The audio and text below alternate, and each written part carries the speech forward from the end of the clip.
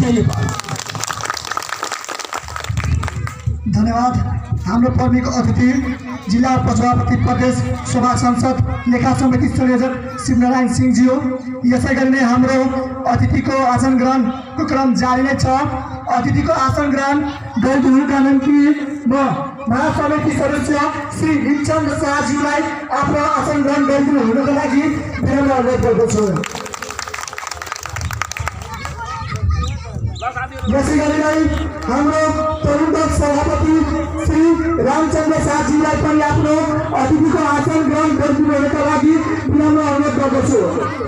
रामचन्द्र शाहज्यू, तपाईँ जहाँ भए पनि कृपया आफ्नो अतिथिको आसन ग्रहण गर्नका निम्ति स्टेजमा आइदिनु होला।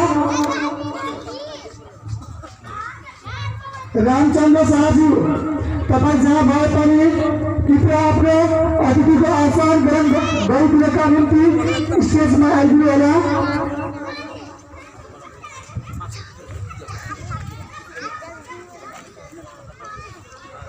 यसै गरी नै म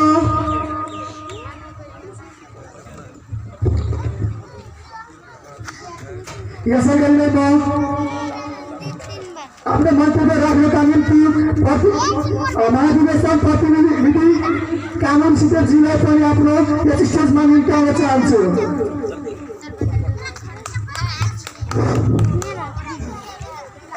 जय नेपाल।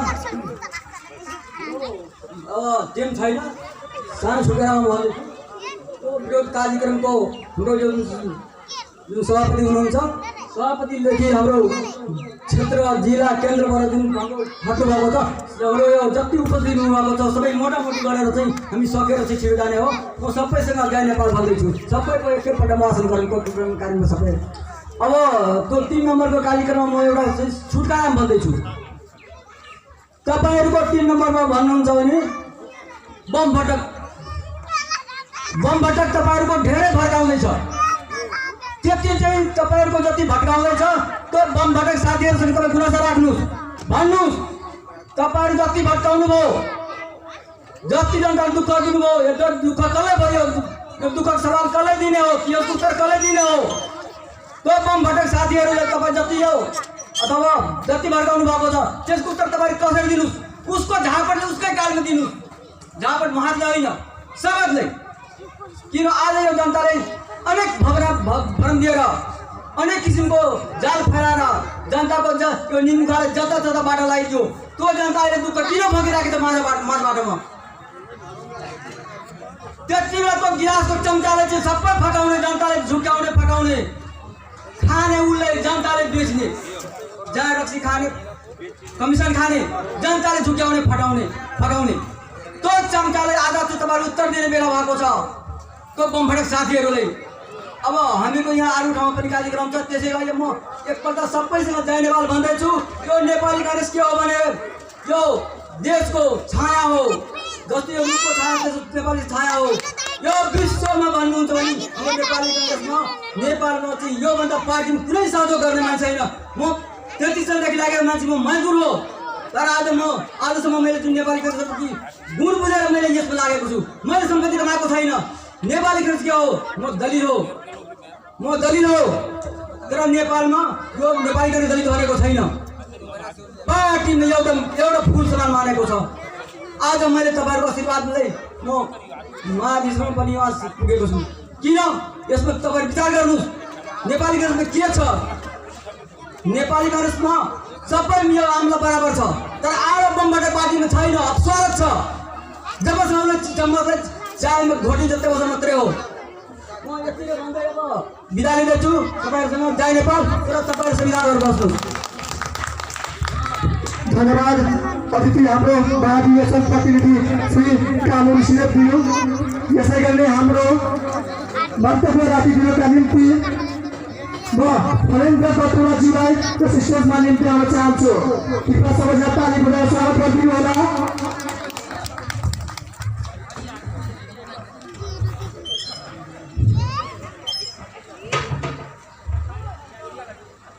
जय नेपाल।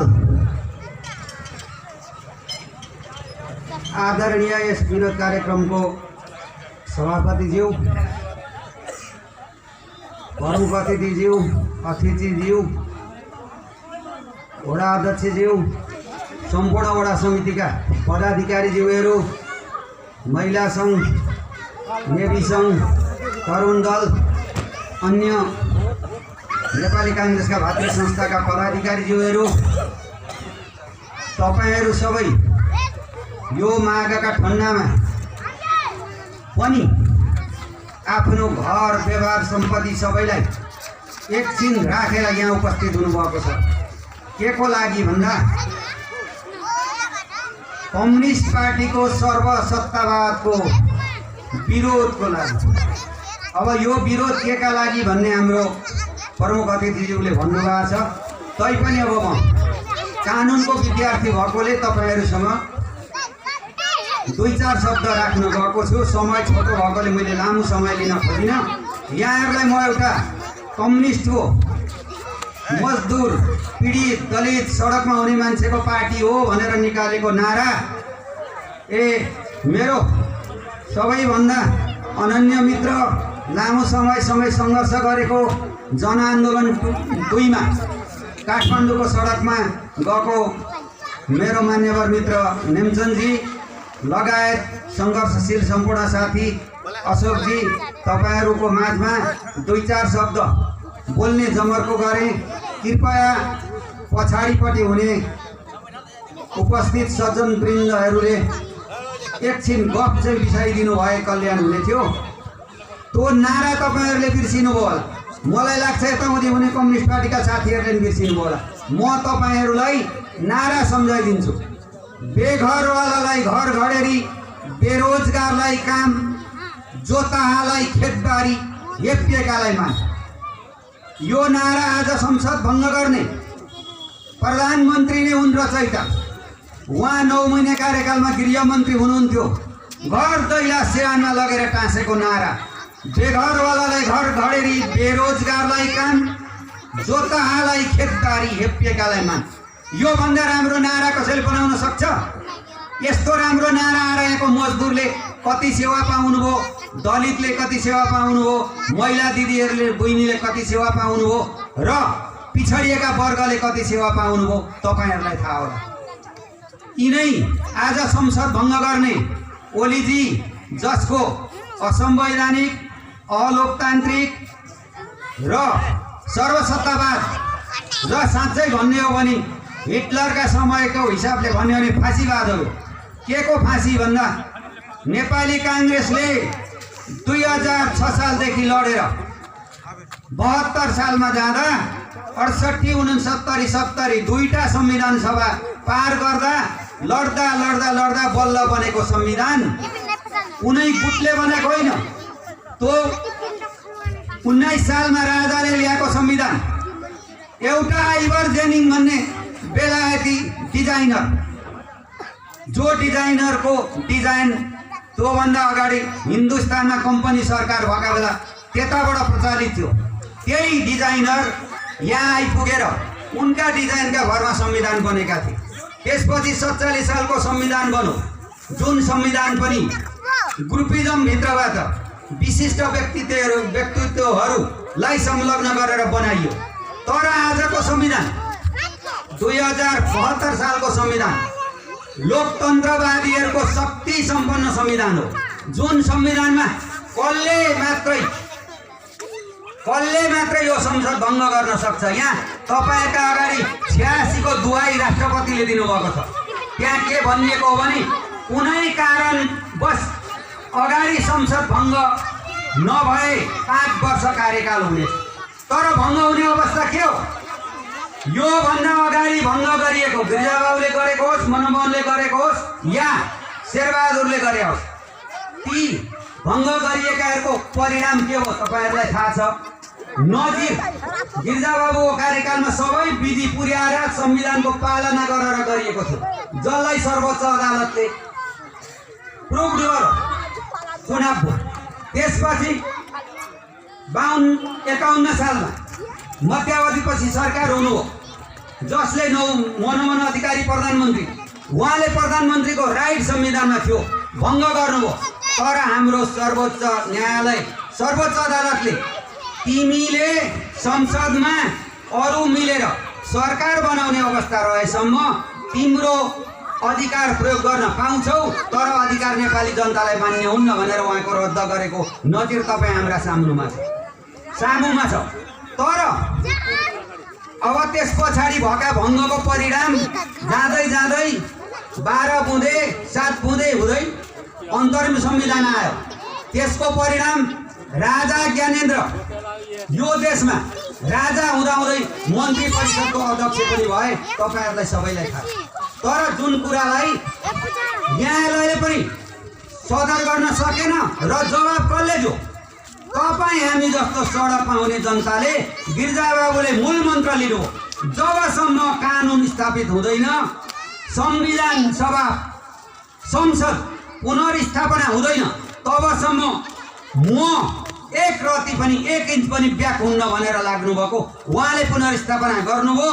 जसले मन्त्री परिषदको अध्यक्ष भएका राजा थिए, जुन राजा अन्तिममा गएर उहाँ नै गिरिजाबाबुकै कार्यकालभित्र सिंहदरबार राजदरबार छोडेर एउटा जङ्गलका कोठरीमा राजा पुगेको इतिहास त तपाईँहरूलाई छ नि। त्यसैले गर्दा हिन्दुस्तानमा नारा लागेको थियो एक बेला, हिन्दुस्तान मुक्तिका बेला, कैसे कैसे बडे महाराज मिट्टी में मिल गए, ये कौन सा राजा है त छोटा राजा है भनेको छोटा प्रमाणित हो। त्यसैले हाम्रो पञ्चायतलाई छोडिदिएपछि बाँकी यता आउँदा 4 खाले प्रधानमन्त्री भेटिए। त्यागी व्यक्ति गणेशमानजीले प्रधानमन्त्री पद मलाई चाहिँदैन भनेर त्यागको संसारमा आउने उदाहरण उहाँले दिनुभयो। त्यस पछाडि योगी व्यक्ति प्रधानमन्त्री किशुनजी, जसले पूर्ण रूपमा बहुमत ल्याएर प्रधानमन्त्री हुनुभएको थियो, आफ्नै पार्टीभित्र सानोतिनो खिचलो सुरु भएको थाहा पाएपछि उहाँले सडककै ह्यान्डओभर गरेर योगी नेताको परिचय दिनुभयो। अब गिरिजाबाबु रहनुभयो भोगी नेता, उहाँले के बोक्नु भयो? पञ्चायत बोक्नुभयो।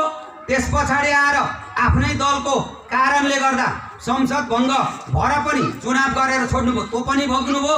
अनि त्योभन्दा डरो माओवादीले जनयुद्ध भन्छ, हामीले जनविद्रोह भनेछौँ, त्यो विद्रोह पनि भोग्नुभयो र भोगेर पनि यहाँ सिस्टम स्थापित गरेर अनि दोस्रो पटकमा गिरिजाबाबुबाट सुशीलमा आयो। सुशील प्रधानमन्त्री भएका बेला दोस्रो संविधान सभाले मात्रै तपाईँ हामीलाई 4 वर्ष कार्यकालले 8 वर्ष लगाएर संविधान सभाले पनि दोस्राले तपाईँ हामीलाई दिएको यो नेपालीहरू लोकतन्त्रवादीका रगत र पसिनाले सिर्जेको संविधान, जुन संविधानले कसलाई मात्रै भङ्ग गर्न दिएको छ भने सबैभन्दा कम संसदमा कमजोर प्रधानमन्त्रीको हो, उसले चाहिँ भङ्ग गर्न पाउँछ।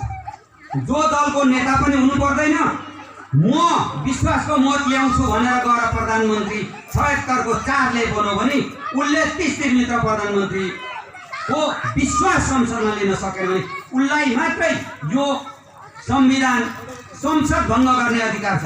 तर आजभोलि उही के एउटा नारा छ, कहावत छ है साथीहरूले, नारा भन्दा अन्यथा बुझ्नु होला। कमाए नाम जो भन्दछ बदनाम कमाउँछ, कमाए दाम जो भन्दछ आफ्नो खाल्डो भन्दछ। आज पनि प्रधानमन्त्री म 64% को हुँ भन्छ। 64% का प्रधानमन्त्री हुन् भने त संसदमा आएर उभिएर मलाई फलाना फलाना काम गर्न यो संसदभित्रबाट पाइन, तपाईँहरूका अगाडि उभिएको छु, मलाई तपाईँहरूले काम गर्न दिने रुजु गर्नुहुन्छ या बेरुजु गरे म राजीनामा दिन्छु भनेर संसदमा उभिएर विश्वासको मत लिने पहिलो अधिकार छ उनको, त्यो पनि गरेनन्। दोस्रो अधिकार उनले किशुनजीले जसरी खिचातानी गरे साथीहरूले संसद चलोस्, जनतामा अन्याय नहोस्, म न्यायिक हुन्छु भने उनले राजीनामा दिनु पर्थ्यो। न आजसम्म उनले संसद भङ्ग गर्न जाने प्रधानमन्त्रीले आजदेखि म अल्पमतमा परे, बहुमतमा छुइन, म संसदको सदस्य रहन्न, तपाईँहरू कोही पनि नरहनुहोस् भनेर भङ्ग गर्न जाने, न त्यही आजसम्म गरे। 64% को अहिले पनि भनेका छन् र यहाँभन्दा सर्वसत्तावादहरू केही पनि हुन सक्दैन। र साथीहरूलाई हाम्रो आग्रह के छ भने, आफू म कानुनको विद्यार्थी भएकोले यस देशका अहिले जम्मा सङ्ख्या 7-8 जना पूर्व केही बोल्नुभएको छैन, 2-4 जना बाँकी पूर्व प्रधान न्यायाधीश, त्यसमध्ये पनि 4 जनाले त एकमुष्ट आफ्नो भोइस प्रकट गर्नुभयो। यो 72 सालका संविधानमा संसदमा बहुमत प्राप्त नेताले संसद भङ्ग गर्न सक्दैन भनेर उहाँले राय ल्याउनु भएको छ। त्यहाँ बस पैरवी चलेकै छ। अनि हिजोको बस पैरवीको मैले AP1बाट हेरेको थिएँ, त्यसको मोटामोटी विश्लेषण आएको थियो। त्यहाँ प्रधान न्यायाधीशले सोध्नुभयो बस गर्ने डाक्टर रुद्र शर्मालाई, यदि तपाईँले भने जस्तै संसद पुनर्स्थापना हुने हो, चुनाव नहुने हो भने, फेरि संसदभित्र बनेन भने, सरकार बनेन भने के हुने? उहाँले ठ्याक्कै जवाब दिनुभयो, सरकार बनेन भन्ने त संसदभित्र गएर देखाउनु पर्यो नि, बन्दैन भन्ने कुरा कसरी लागू हुन सक्छ भनेपछि उहाँले अर्को क्वेसन गर्नु। आजका प्रधानमन्त्री, काम चलाउ प्रधानमन्त्री, जसले देशमा गाली गरेर गाली मास्टरको उपाधि पाउनु भएको छ, उहाँले अमिरदेखि फकिर मात्रै होइन, एउटा मजदुरदेखि लगेर सर्वोच्चका न्यायालयमा हुने न्यायाधीश माननीयहरू सबैलाई गाली गर्नुभएको छ। त्यो गालीको परिणाम के हो भनेर पनि उहाँले प्रश्न राख्नुभयो। त्यहाँ प्रधान न्यायाधीशले संवैधानिक बेन्चमा सिधा भन्नुभयो, बाहिर कसैले नारा लगाएका भरमा हाम्रो न्यायालय प्रभावित हुने छैन। यसले के सङ्केत गर्छ भने हामीले लोकतन्त्रलाई स्थापना गर्न, वर्तमान संविधानलाई कायम गर्न, त्यस पछाडिको सेकेन्ड फेज हो चुनाव बनेको। चुनावमा त काङ्ग्रेस कहिले डराएको? 36मा डराएन, 42मा डराएन, 43मा डराएन, 46 पछाडि आएको पनि, अनि माओवादी कार्यकालमा त्यसैभरि हार्नेमा डराएन भने काङ्ग्रेस 70 वर्षका इतिहासले बनाएको संविधान रक्षा गर्न चाहन्छ, चुनाव रक्षा गर्न चाहन्न। तर परिणाम सरासर ओलीले भङ्ग गरेकै पाराले प्रथम कदाचित त मलाई, म आफू कानुनको विद्यार्थी भएकोले सर्वोच्चमा न्यायालय दिनेले पनि कानुन विधायिका र संविधानको मनसाय के हो? संविधानको व्याख्या गर्ने 4वटा नियम छन्। त्यसमध्ये उच्चतम नियम भनेको गोल्डेन रुल अफ इन्टरप्रिटेसन भन्छ। सोडी व्याख्या गर्छन् भने कुनै पनि हालतमा भङ्ग सदर हुँदैन। प्रथम कदाचित भयो भने त्यसपछि त्यसको परिणामका लागि तपाईँ हामी छँदैछौँ। र देश यही हो जसले सडकका नाराका भरमा भङ्ग भएको संसद बिउजाने यो देश भएकाले तपाईँ हामीले दरो छाती लिएर, समय पनि गएको, साथीहरू पनि धेरै हुनुहुन्छ, त्यसले गर्दा मैले लामो समय यहाँहरूसँग नलिई अन्तमा यहाँलाई मेरो आग्रह के छ भने हामी चुनाव त भए बहुमत होला, 1.5-2 वर्षपछि भए 2/3 हाम्रा कन्सेप्टमा आएको छ। तर हामी चुनाव होइन, सिस्टम पहिले चाहन्छौँ। सिस्टम बच्यो भने, बाँस आफ्नो खुट्टामा बाँस बच्यो भने तपाईँले त्यसबाट काटेर मुरली बजाउन सक्नुहुन्छ। नरहे बाँस नबजे मुरली हुन्छ। त्यसैले लोकतन्त्रवादीले सिस्टममाथि जोड गर्नुपर्छ। तपाईँहरूले घर दैलामा सबैले पुर्याउनुहोस् पहिलो कुरा।